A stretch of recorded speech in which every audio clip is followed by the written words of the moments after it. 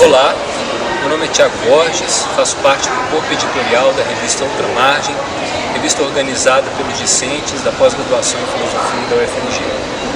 Hoje, dia 8 de abril de 2019, iremos entrevistar o professor Rodrigo Duarte, do Departamento de Filosofia da UFMG. O professor Rodrigo Duarte é um dos nomes mais importantes da estética e da filosofia da arte do país, também com carreira no exterior. Inúmeras publicações, é um dos fundadores da ABRE, da Associação Brasileira de Estética. Professor, gostaria de começar essa nossa conversa. Gostaria que o senhor falasse sobre um pouco do início da sua carreira, né, das escolhas pela filosofia, como é que isso se deu, a relação com o UFMG, com o Departamento de Filosofia, com os antigos professores. Ok, obrigado, Thiago. É um prazer muito grande participar, né, dessa entrevista e de poder responder algumas questões. Bom, no que diz respeito, né, voltando bem atrás mesmo, né, aquele momento, né, da vida, né, da biografia de uma pessoa onde ela está pensando o que ela vai fazer, etc., né? O que eu tenho a relatar é que a filosofia, ela não foi de imediato a minha primeira escolha, né? Eu comecei, em termos de curso superior formal, eu comecei a fazer o curso de engenharia eletrônica, e com uma razão específica, porque eu fazia cursos livres, assim, mais informais de música na época, e eu tinha assim, o desejo, né, de me tornar compositor, mas de música eletroacústica. Então eu achava que se eu fazer engenharia eletrônica ia me ajudar nisso, né? E fui fazer na PUC Minas, que na época era o único curso de engenharia eletrônica que tinha aqui em Belo Horizonte, e continuei estudando música, mas desde adolescente eu tinha um certo interesse por filosofia. Então, enquanto eu fazia essas duas atividades principais, eu sempre li alguma coisa de filosofia, e quanto mais eu fui me decepcionando com o curso de engenharia, mais foram se intensificando as minhas leituras de filosofia. E, por outro lado, eu comecei também a questionar se abraçar a música como carreira profissional, se seria exatamente o que eu queria mesmo para a minha vida e tal. Então, num determinado momento, eu fiz a opção pela filosofia e deixei o curso de engenharia eletrônica e praticamente deixei a música. Fiquei trabalhando muito pouco, estudando muito pouco música durante um tempo, e depois parei totalmente, né, na medida que eu comecei a estudar filosofia, e o curso exigia muita leitura e tudo, então fui me dedicando cada vez mais só à filosofia, né? É interessante que eu mudei nesse momento da PUC para o UFMG, porque a filosofia na PUC era muito marcada, né, pelo ensino mais religioso da filosofia. Ela tinha um trabalho muito de preparação dos seminaristas para o curso de teologia e tal. E eu queria um curso, né, mais leigo mesmo de filosofia, como é o da UFMG, e naquela época também já era, né, como é hoje, né? Então eu comecei e vim já com uma sede muito grande, né, de aprender e fazendo planos, né, logo de fazer pós-graduação, assim que eu terminasse a graduação. E foi um tempo assim muito feliz, assim, né, de muito aprendizado, muitas descobertas, né, de excelentes professores, né, entre os quais eu destaco, por exemplo, a Sônia Viegas, né, e também o Paulo Margutti, que aliás orientou o meu primeiro trabalho assim, acadêmico em filosofia, né, e outros grandes professores, né, o Ivan Domingues, de quem eu não fui aluno na graduação, mas que veio a me orientar no mestrado, né, orientou a minha dissertação sobre o conceito de natureza em Marx, né, de modo que eu achei na UFMG, já naquela época, um ambiente intelectual muito interessante, produtivo, né, e eu ousaria dizer que de lá para cá esse ambiente se desenvolveu muito positivamente, quer dizer, houve uma renovação muito positiva do pessoal que naquela época que já era majoritariamente muito bom e houve realmente uma renovação. Eu tive a felicidade depois de fazer parte, né, de um momento dessa renovação, né, depois de fazer o meu doutorado na Alemanha, né, depois de fazer a graduação e o mestrado aqui na UFMG, eu fui para a Universidade de Kassel, na Alemanha, onde eu escrevi a minha tese sobre Adorno, né, que foi, ao que tudo indica, né, a primeira tese sobre Adorno, escrita por um brasileiro, não defendida no Brasil, mas escrita por um brasileiro, que depois foi publicado em forma de livro, né, com o título de Mimesis e Racionalidade, conceito de domínio da natureza em Theodor Adorno, né? De modo que, enfim, eu sou muito grato realmente, né, a essa oportunidade que eu tive, né, primeiro de ser aluno da UFMG, tanto na graduação como no mestrado, e depois a feliz oportunidade, né, a feliz coincidência de, ao voltar da Alemanha, encontrar um concurso aberto, né, que me deu acesso, né, à carreira de professor universitário numa universidade pública, e que foi uma carreira que foi toda feita aqui mesmo dentro da UFMG, e por isso eu também sou muito grato, né, à UFMG. Professor, bom, pensando um pouco, o senhor já mencionou aí a tese em Adorno, o senhor é reconhecidamente um dos pesquisadores mais importantes em teoria crítica, especialmente na obra de Adorno, não é? Com vários livros, além do Mimesis e Racionalidade, acho que um livro que é importante, Teoria Crítica da Indústria Cultural, existem outros também. Acompanhando o percurso, o senhor tem estudado também outros filósofos, tem produzido sobre a obra de outros pensadores, como Arthur Danto e Wilhelm Flusser, pensadores importantes para a estética contemporânea.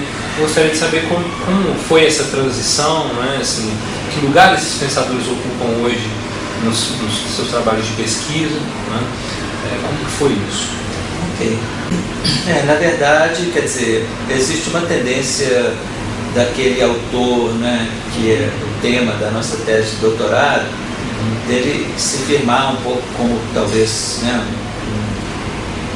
ou um objeto de estudo importante para a continuidade aí das pesquisas, né, após o doutorado, ou ser uma espécie de companheiro, né, de jornada no pensamento que a gente procura desenvolver por conta própria, né? Um pouco no sentido de um grande filósofo que nos ensina um pouco a pensar também, né? Não apenas ser um objeto de estudo, mas ensina um pouco como raciocinar, como pensar, como abordar os objetos, etc., né?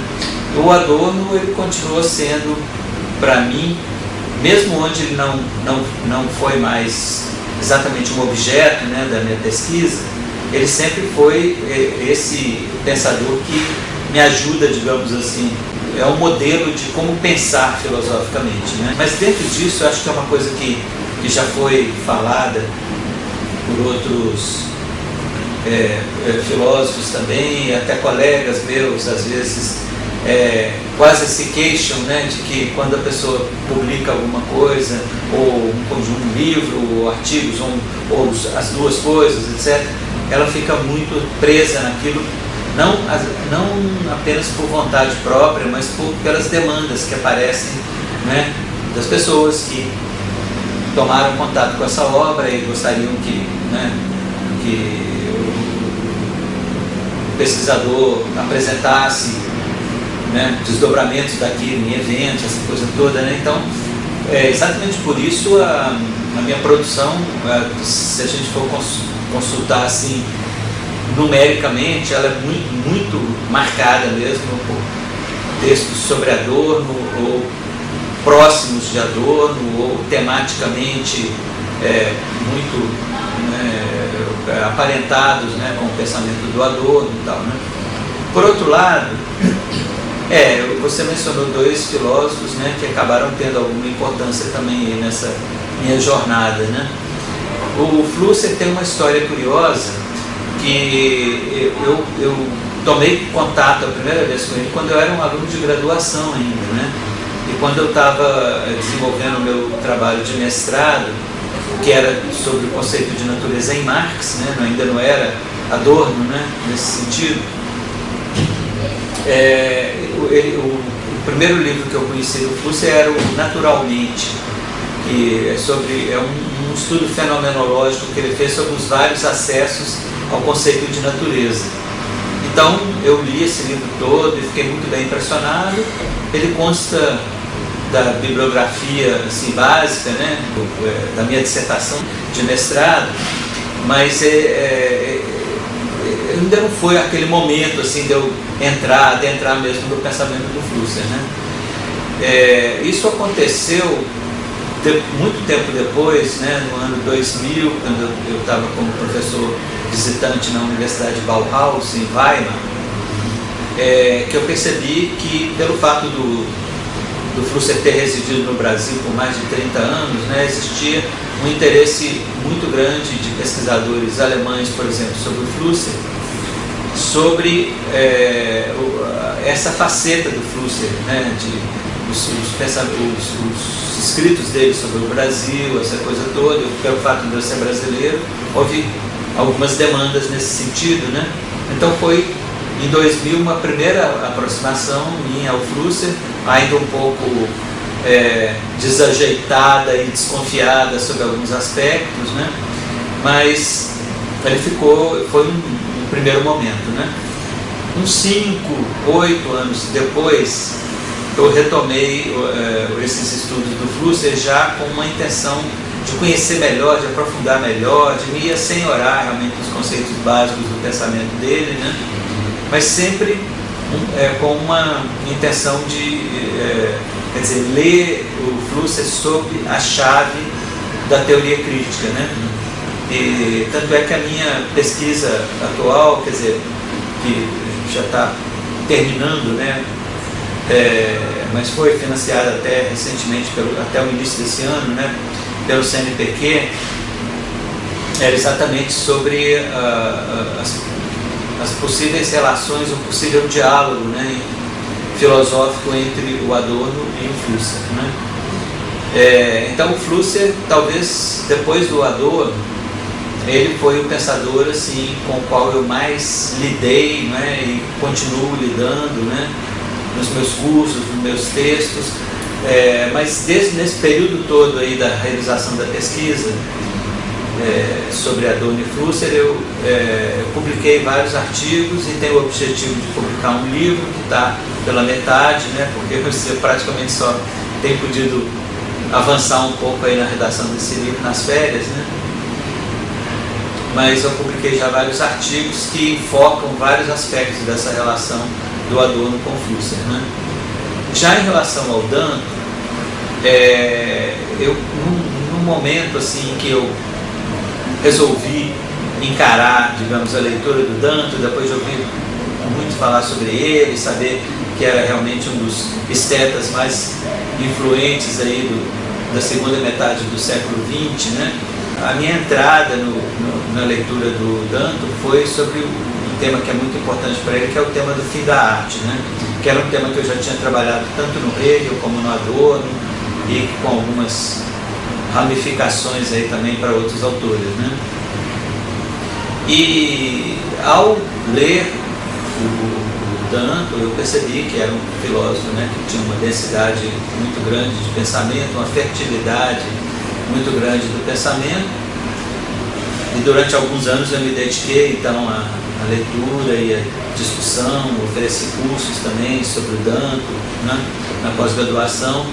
Esse trabalho todo gerou alguns artigos, né, um artigo exclusivamente sobre o conceito de fim da arte, né, no Danto, e esse é exclusivamente sobre o pensamento do Danto, e outros artigos em que eu procuro associar o pensamento do Danto, né, na ideia, por exemplo, da arte pós-histórica, né, com o conceito de pós-história do Flusser, ou, por exemplo, com o conceito de desartificação da arte do Adorno, né, E um outro trabalho importante que surgiu a partir dessa minha lida aí com o pensamento do Danto foi a tradução que eu fiz do Descredenciamento Filosófico da Arte. É uma obra muito difícil, foi uma tradução que eu fiz com muita dificuldade, mas eu acho que valeu a pena, que a gente tem aí à disposição do público brasileiro um texto de boa qualidade, que foi inclusive revisto por colegas, né, e tal, o que é sempre bom numa tradução de textos filosóficos, né, haver essa revisão técnica, né. Então foi, agora eu sempre estou interessado em abordar assuntos, tanto temas novos, né, na filosofia, como autores que por alguma razão me interessam, né. Então, mais recentemente, por exemplo, eu me interessei pelo Richard Schusterman, esse filósofo que é muito influenciado aí pelo pragmatismo norte-americano, né. É um filósofo norte-americano que estudou em Israel e na Inglaterra, e que é muito culto, muito inteligente e que é criativo também. Então tem esse conceito dele de soma estética que me interessa, né? Uma estética toda permeada pela ideia do corpo, né? E mais recentemente, e com um interesse maior ainda do que eu dedico ao Schusterman, eu tenho trabalhado muito com o Jacques Rancière, né? A partir do conceito de partilha do sensível, né? Que foi o primeiro livro que eu li dele, como acontece com quase todo mundo, né? Eu fui depois lendo outros livros, outros textos dele e tal, e continuo bastante interessado, devo produzir alguns textos aí sobre ele, e eu acho que é muito importante essa renovação, né?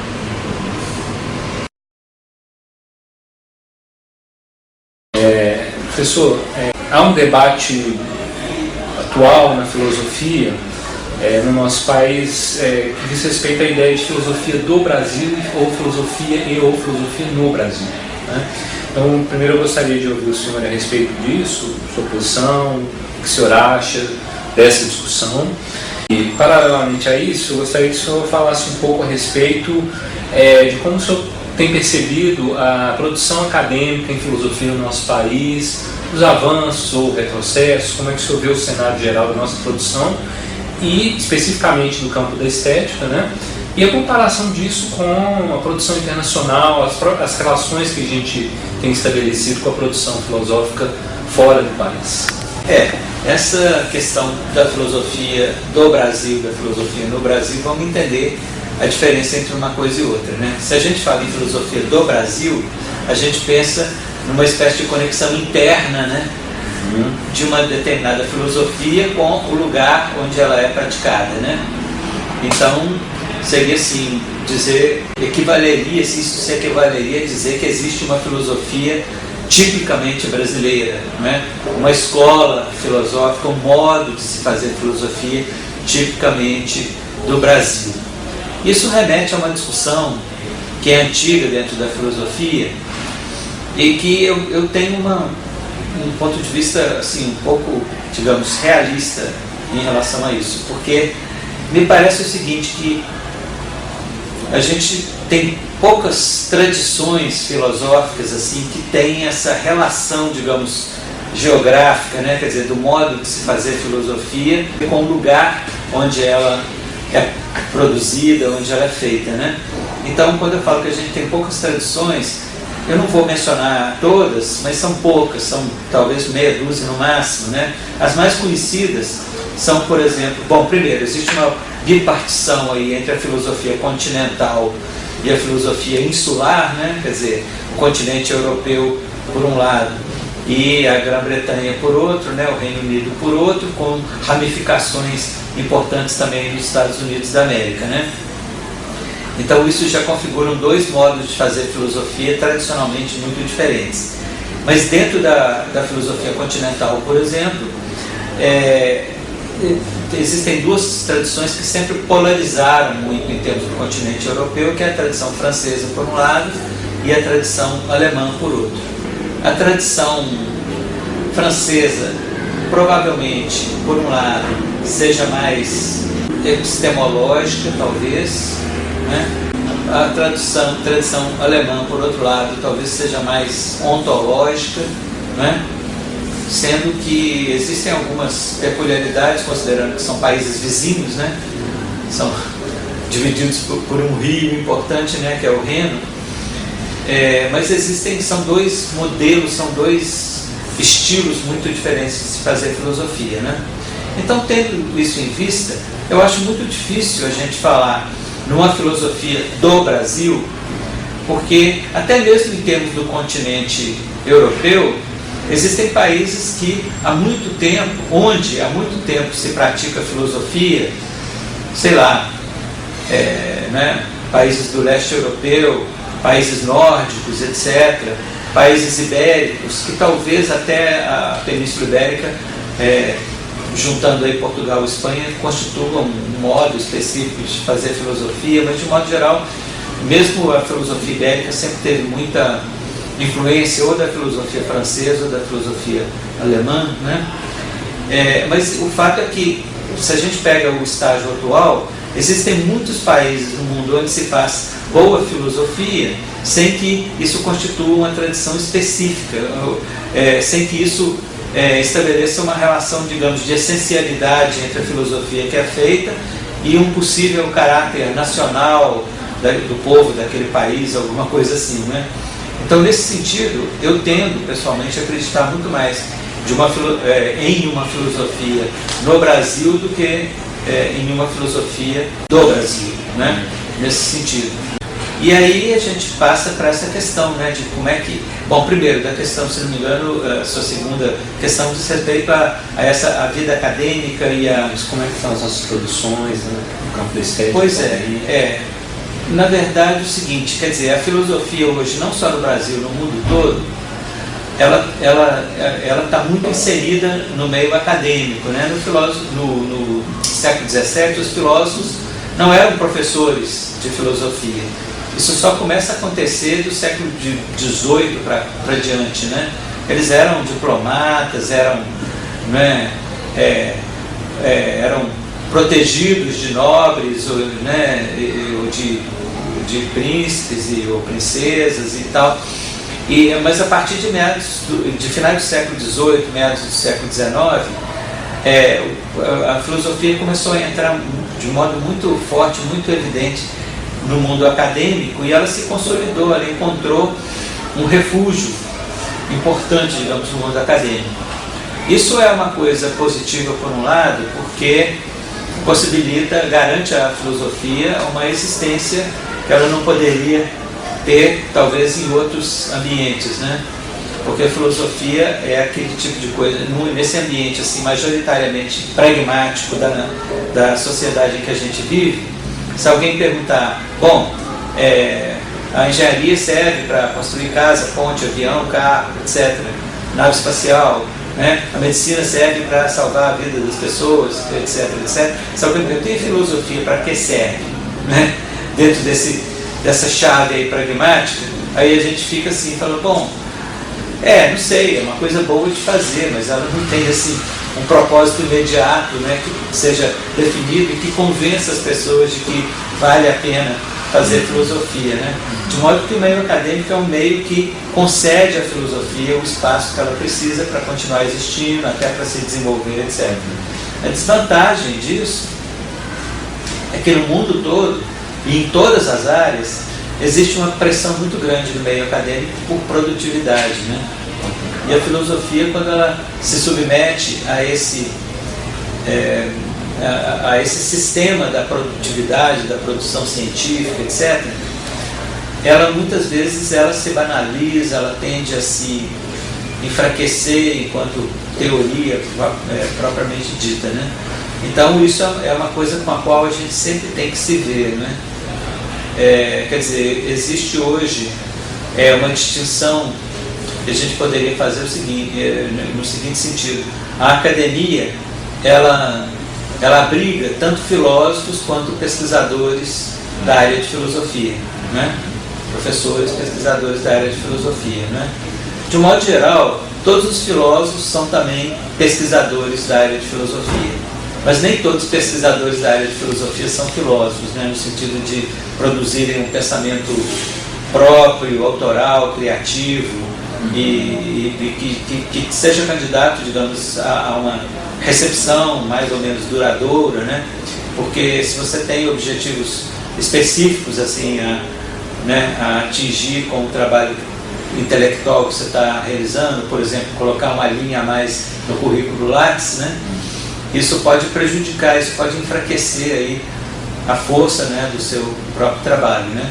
Então eu acho que no Brasil isso já é muito sensível, né? Porque existe, quer dizer, dentro do Sistema Nacional de Pós-Graduação, que eu reputo como uma coisa boa, que ajudou muito a criar um clima de produção científica e acadêmica em todas as áreas, inclusive na área da filosofia, né?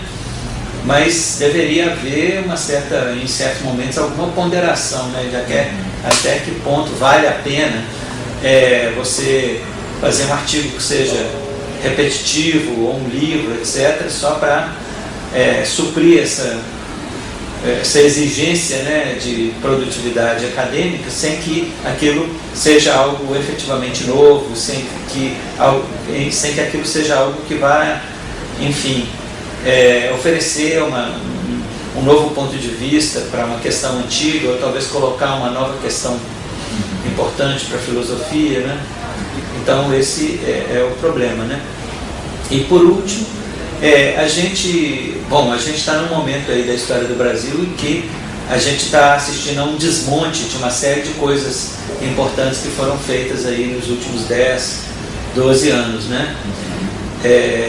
Inclusive toda a produção científica do Brasil, inclusive a produção filosófica, teve um incremento muito grande aí, né? A partir de 2003, principalmente, digamos, a partir de 2005, 2006, houve incentivos, né, das agências, por exemplo, a CAPES, né, que cuida especificamente do Sistema Nacional de Pós-Graduação e dos programas de pós-graduação, mas também do CNPq, né, que trabalha mais especificamente aí em apoio às pesquisas, né? E o Brasil, sob vários aspectos, ele teve na ordem do dia, né, em questões políticas e geopolíticas e diplomáticas, etc., e inclusive em questões acadêmicas e inclusive dentro das questões acadêmicas na filosofia também, né? Então a gente está num momento em que, infelizmente, a gente está ameaçado, né, de perder uma boa parte disso, na medida em que não há os incentivos que foram construídos, né, todos aí durante vários anos, estão ameaçados de serem retirados, né, como por exemplo bolsas, né, de mestrado e doutorado para os pós-graduandos, né, bolsas de pesquisa para os professores, pesquisadores, né, e apoios a projetos de pesquisa também, né, que são importantes, né, nos editais, por exemplo, do CNPq, da CAPES também, e das fundações estaduais de amparo, né, à pesquisa, né, como nós temos em Minas Gerais a FAPEMIG, que está numa situação muito complicada, está praticamente fechando as portas, né? Então a gente não sabe o que vai acontecer nesse sentido, mas o fato é que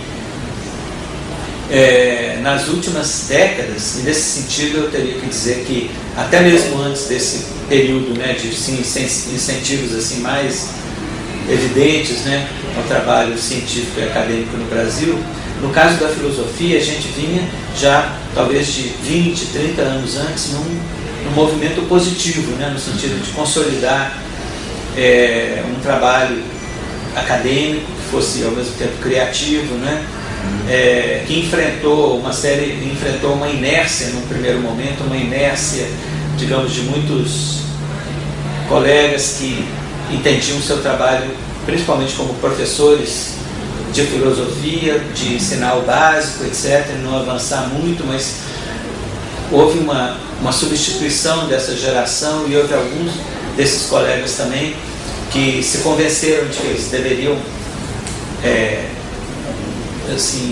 reorientar a sua produção, reorientar o seu trabalho, né, no sentido de, além de ser professor, ser também pesquisador na área, né? Então, eu diria que a situação do Brasil, hoje ainda, apesar das ameaças todas que pairam no ar aí, é uma situação positiva, que é observada com interesse, né, por vários colegas aí de países que, né, têm mais tradição em pesquisa e atividade filosófica. A gente tem alguns números importantes, por exemplo, o encontro bianual, né, da ANPOF, né, é um dos maiores encontros de filosofia do mundo, né? Em cada encontro são 1.000 e poucas, parece que já chegaram a quase 2.000 pessoas falando, né? Considerando também não só os pesquisadores, mas também os mestrandos e doutorandos, né? E esses números atraem a atenção de muitos pesquisadores que, até eles saberem disso, eles poderiam pensar que, né, praticamente no Brasil não existe filosofia ou alguma coisa assim. Então, essa filosofia, ela tem um potencial para ser mais conhecida, mais respeitada no mundo. Agora, tudo vai depender dos incentivos continuarem, deles não serem totalmente, né, aí retirados, né, por esses governos, né, o governo do Temer, por exemplo, que já atuou muito negativamente nesse sentido, e atualmente no governo do Bolsonaro parece que existe um projeto mesmo de desmonte do sistema público de educação e do sistema de pesquisa também, e consolidação da ciência e enfim, de todo o trabalho de conhecimento, de produção de conhecimento, né, que vinha sendo feito muito bem, né. O Brasil, eu não sei exatamente nesse momento como é que está, mas ele chegou assim a ter, em termos de produção de artigos, e principalmente artigos, porque se a gente toma as áreas todas de conhecimento, existe um predomínio por influência das ciências naturais e exatas, né? O predomínio do artigo, da forma do artigo sobre o livro, né? Mas em termos de artigo, de livros também, quer dizer, o Brasil chegou a produzir 1% em termos quantitativos da ciência que é feita no mundo todo. Eu acho que isso não é pouco significativo não, né? Considerando que tem países que quantitativamente produzem muito, né? E qualitativamente também, mas em termos quantitativos, a China, por exemplo, produz uma enormidade. A China atualmente produz mais trabalhos acadêmicos em quantidade do que os Estados Unidos, por exemplo, né? E em qualidade eles têm aumentado bastante, porque estão investindo, né? De modo que tudo é uma questão, né, de investimento e de ter um retorno, né, desse investimento que é feito. Quando existe essa possibilidade, então as coisas costumam funcionar bem. Então, professor, muito recentemente nós temos visto assim, foram noticiados algumas questões, alguns problemas relativos à arte contemporânea, digamos, à arte, né, assim, algumas exposições tiveram problemas e foram criticadas, né, assim, a arte contemporânea, especialmente nos últimos anos aqui no Brasil, a gente pôde ver em noticiários assim, algumas críticas de fundo moral, de fundo político, a algumas produções, algumas exposições, algumas intervenções artísticas, né?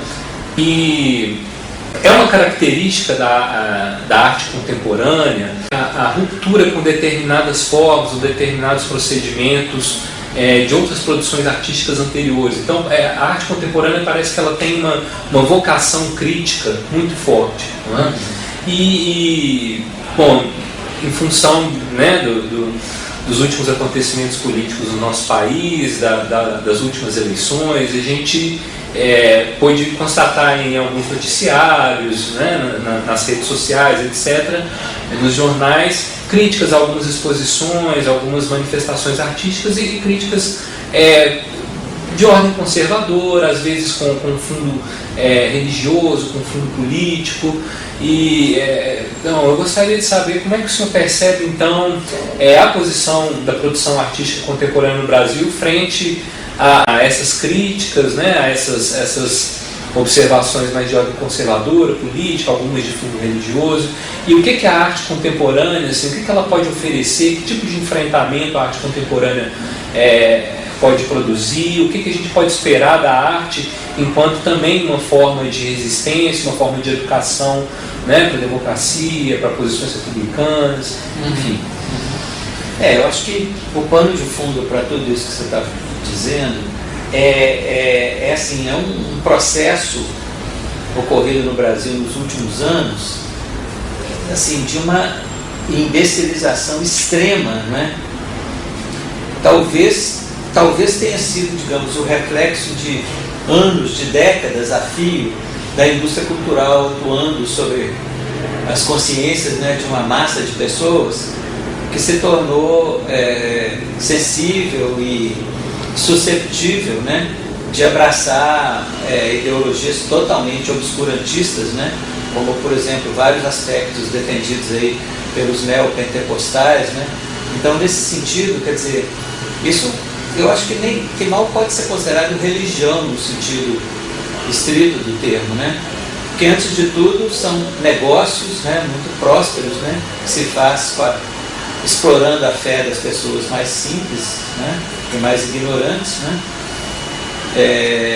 e colocando, enfim, uma possível mobilização política que esse processo pode acarretar a serviço do maior obscurantismo que alguém puder imaginar, né? Então, a gente, de 2 anos para cá, a gente se pegou na contingência de ter que defender uma ideia que parecia não poder ser considerada atual há muito tempo, né? Que era defender a autonomia da arte, né? Essa defesa da autonomia da arte, ela parecia já até ser uma posição superada, né? De tão evidente, de tão óbvia que era, né? Quer dizer, você não subordinar a liberdade de expressão artística a interesses de ordem supostamente moral ou supostamente religiosa, etc. Isso parecia ser algo assim já que estivesse fora do nosso, totalmente fora do nosso contexto, né? E a gente se viu na contingência de ter que defender, falar não, a arte precisa realmente de ser uma expressão totalmente livre. E o fato, eu acho que isso tem a ver, quer dizer, essa onda obscurantista toda, ela tem muito que ver exatamente com um corte, né, abrupto aí da liberdade de expressão das pessoas, né? E a arte, ela tradicionalmente, a arte no sentido que a gente entende, que é mais ocidental, né, e que sempre teve essa demanda de autonomia desde o Renascimento, por exemplo, né, a partir do século XVI na Europa. Essa arte, ela também, ela sempre proporcionou subsídios para uma posição, para uma consciência crítica, né?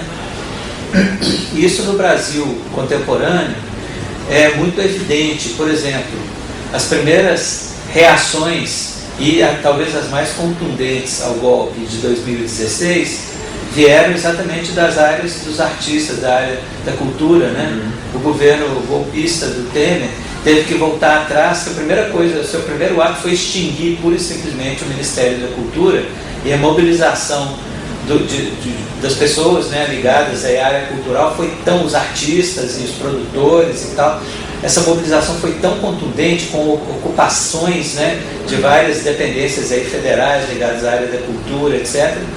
Foi o primeiro grande recuo que o governo golpista do Temer teve que fazer, foi em relação à extinção do Ministério da Cultura. Ele teve que voltar atrás e o Ministério da Cultura permaneceu, e só agora, né, com esse governo neofascista, né, que ele foi incorporado aí ao Ministério da Educação, né. Mas, então, eu acho que tudo isso, né, quer dizer, esse tipo de ataques à exposição que a gente viu, tudo isso foi coisa orquestrada pelo que existe de mais baixo, de mais medíocre, né, não só na política brasileira, mas na vida social brasileira de modo geral, né. Então, um movimento supostamente da sociedade civil, né, se mobilizaram para fazer piquete em porta de exposições, ou para, enfim, conseguir, por exemplo, que o patrocínio a certas exposições fosse retirado, né? Enfim, como no caso, né, do Museu, né, do Rio Grande do Sul. Enfim, tudo isso, quer dizer, isso é coisa da pior espécie. Eu acho que a filosofia, ela quer dizer, o setor, nós que dentro da filosofia trabalhamos com estética e filosofia da arte, a gente teve um posicionamento muito firme, muito contundente nesse sentido, né? Eu mesmo publiquei, por exemplo, o artigo no dossiê da revista Cult, né? Protestando muito veementemente contra esse tipo de coisa. A pedido da diretoria da Ampof, eu gravei um vídeo caseiro assim também, protestando contra isso, e vários colegas, eu estou falando só das coisas que eu próprio tive condição de fazer, né? Mas eu acho que, enfim, a gente tem uma tarefa muito grande, né, para fazer, assim, no sentido de a gente tem que correr atrás de um prejuízo enorme, né? Porque no momento em que há pessoas, né, que acreditam, né, né, não acreditam mais que a Terra seja redonda, que a Terra é plana, e acreditam em kit gay, né, em coisas que tais, né? A gente vê que existe um déficit aí enorme, né? Assim, a consciência realmente de uma parte considerável do povo está altamente comprometida, altamente doente, né? Eu acho que a filosofia tem que se ver com isso, né? Eu acho que a gente da área de estética tem que pensar, primeiro, fazer um contramovimento nesse sentido, né? De procurar defender com unhas e dentes a liberdade de expressão artística e, mais do que isso, avançar, pensar formas através das quais a gente, juntamente com os artistas, com as pessoas aí que vivem realmente da liberdade de expressão, a gente pensar meios de tentar, pelo menos, neutralizar, né, esse processo de emburrecimento da indústria cultural, que na minha opinião foi o grande, ao longo de décadas, foi a grande responsável pelo fato das pessoas acreditarem tão burramente em tudo que os meios de comunicação apresentaram a elas nos últimos anos, né? Que deu origem a essa situação difícil que a gente está vivendo agora, né? Um país praticamente destroçado, né? O senhor considera, então, de certa maneira, que se a gente pensar então no conceito de indústria cultural, que um caráter de semi-informação mesmo, talvez de boa parte da nossa população em relação, por exemplo, às artes, ou a produção das artes e a própria teoria estética, né, assim, um caráter de semi-informação nessa área também pode ter contribuído para essa avaliação.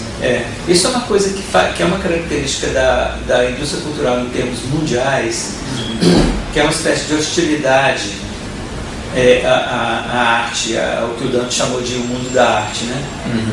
O que é muito hipócrita, porque a própria indústria cultural, quando é do seu interesse, ela toma emprestado conteúdos da arte, né? Mas quando a arte se manifesta como uma instância crítica em relação aos próprios procedimentos da indústria cultural, ela abre realmente assim, uma hostilidade muito grande. E isso é uma coisa que o próprio Adorno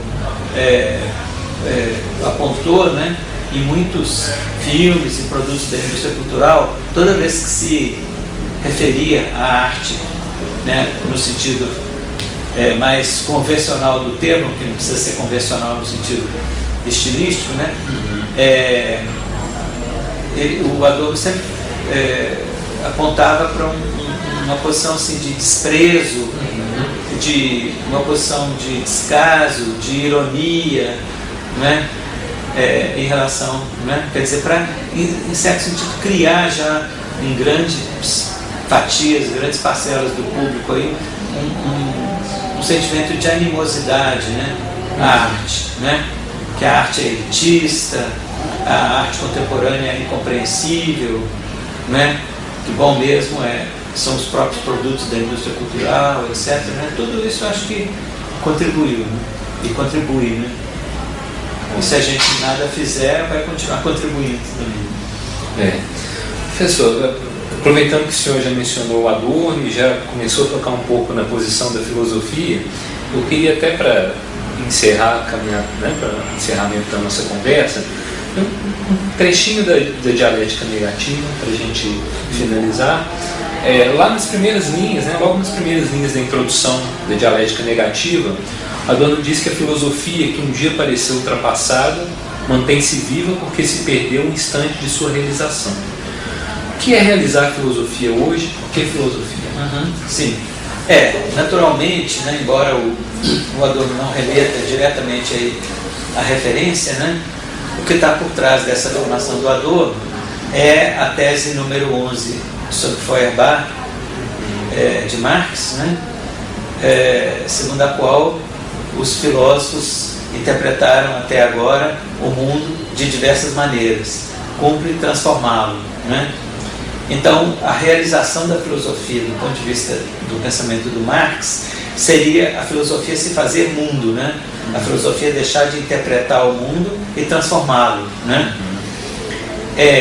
Essa passagem aí do Adorno, da dialética negativa, confronta a tese número 11 sobre Feuerbach, do Marx, exatamente com a ideia de que esse momento da realização teria passado, teria sido perdido, né? Que a filosofia teve a oportunidade de se tornar mundo, de se realizar no mundo, mas perdeu.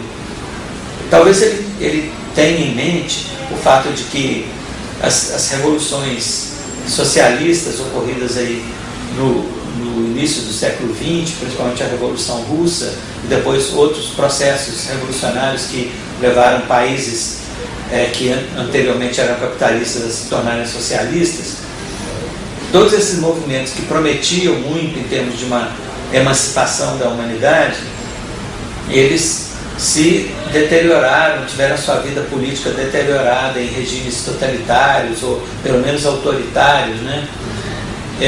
Então me parece que o Adorno, quando ele fala que o momento de realização da filosofia teria sido perdido, me parece que coincide exatamente com o momento em que esses governos revolucionários que tiveram a chance, por exemplo, de acabar com a exploração, né, do homem pelo homem, a exploração capitalista, tiveram a chance de acabar, eles simplesmente mudaram, digamos, o alvo do produto da exploração do trabalho, né, humano, enfim, no sentido de que, em vez da apropriação desse produto ser pelo capital privado, ele tendeu a se tornar uma apropriação, essa apropriação tendeu a se tornar uma apropriação pelo Estado, e muitas vezes o Estado, que se robusteceu muito mais do que deveria, né, se tornou autoritário, né, ou quase totalitário, conforme o caso, né. Então me parece que a advertência que o Adorno faz continua valendo, né, no sentido da gente, se é para a gente superar a ordem capitalista e realizar a filosofia, teria que ser uma realização de fato, né? Enquanto essa realização não ocorrer de fato e de direito, a tarefa da filosofia, ela até certo ponto fica circunscrita a uma interpretação realmente da realidade, né? Eu acho que uma das lições assim da dialética negativa é exatamente essa de que nós não estamos autorizados a produzir sínteses dialéticas enquanto não houver a possibilidade de uma síntese na própria realidade, que coincidiria com a emancipação da humanidade, né?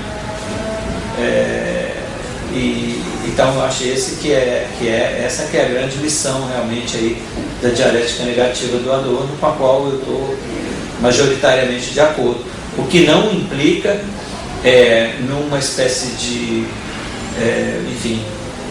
imobilismo político, não, eu acho que a gente tem que cada vez mais lutar, ir para a rua, lutar por nossos direitos, etc., mas sem embarcar, por exemplo, em promessas assim, de um mundo sem exploração do trabalho, que possam acontecer muito imediatamente, né, sem todo um processo aí, né, que o jovem Marx considerava de, digamos, de apropriação da maior parte da população dos conceitos, né, enfim, de humanidade, de humanização da própria humanidade, né. Obrigado, professor. Foi um prazer. Estamos à disposição.